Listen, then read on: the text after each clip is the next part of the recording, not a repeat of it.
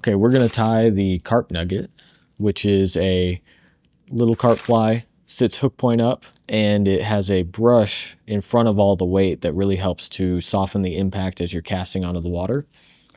Very buggy, works really well here in the hill country.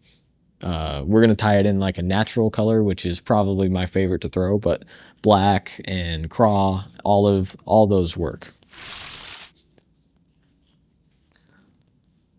So I use a size 8 carp hook. Normally I use an Ahrex SA 270, I believe. It's their saltwater minnow hook. But I am all out of those, so we are tying on an owner carp hook that has a really cool hook point that's forget the word they use for it, but it's got kind of a little indentation in it that helps you set the hook easier. And I've used these hooks for years. They're amazing. So size 8, and lay down a little thread base, and we're going to take just a small tuft of rabbit fur, like pretty much every carp fly in existence, and stick that off the back. So I like to capture it. I like for this to be fairly long, so I'll move this a little bit. I want it to be longer than the hook shank typically. Now we're going to take a bead chain eye. These are 4mm. I just like this rainbow color because it stands out and I can see the fly a little better. I don't think it matters at all because it's going to be covered by the feathers and the brush. But you're going to tie that just in front of the rabbit fur at the back of the hook shank.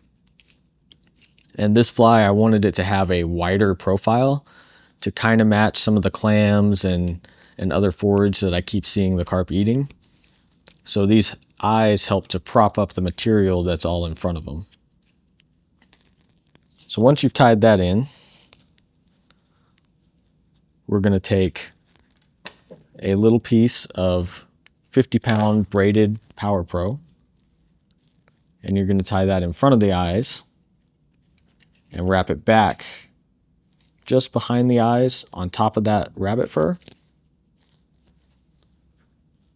And now you're going to take a rubber leg. I like the tan with black bars. I use them on almost all the colors that I use because I think it matches pretty well with everything.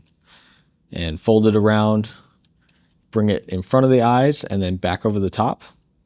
And once you bring it over and behind, you can use that Power Pro to help split the legs and help one go on either side.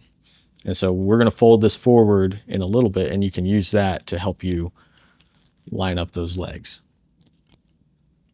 So after you've captured it there and put a couple wraps, come back in front of the eyes, and we're going to select a hen saddle feather. So I like a fluffy feather like this. I think this is just from a barnyard chicken. It's not anything special. And we're going to tie it in by the tip right in front of the eyes. And we're going to wrap as close to those bead chain eyes as we can, and it's going to help flare out that feather because we want the feather to stick out from under the brush we're going to put in front of it and kind of look like little legs or something moving around in the current. So I like to do just enough to where it starts to obscure the eyes and then capture it.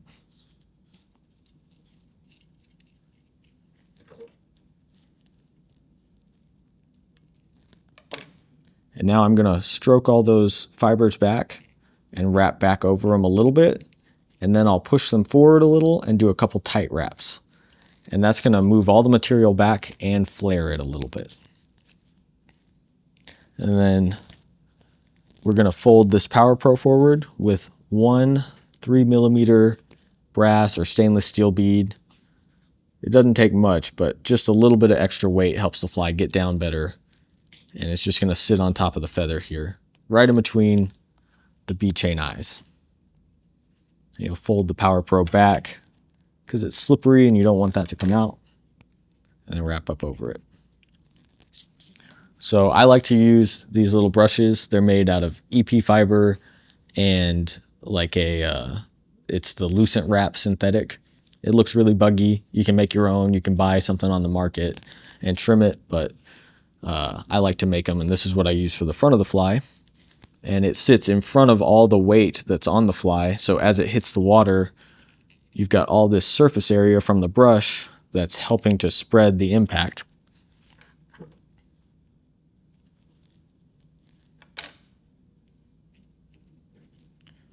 So I'm going to do 2, maybe 3 wraps of the brush, depending on what the hook shank allows. So I'll get 1, and the whole time I'm wrapping, I'm pulling these fibers back and kind of separating them. And I'll get 1 more wrap right behind the hook eye here. Pull it nice and tight and capture it. And now I'm going to search for the stuff that I should have gotten out earlier. So these are stainless steel orthodontics pliers. They are the best thing I've ever found for cutting through brush wire. I've made thousands and thousands of flies with these and never gotten them dull. They're only $10 and they work way better than the flush cutters or other things you can get at Lowe's and Home Depot. So I like to cut it flush, and then I'll use the flat part of this to bend that brush over so that hopefully it doesn't cut through my thread. And now we're going to throw a whip finish on. Some people don't like to use glue in their carp flies. I do not mind, and usually I will put super glue on the eyes as well as on the thread wraps right here. But yeah, so this is the Carp Nugget, and it'll sit hook point up, and that is definitely my favorite color to use for the carp around here in the hill country.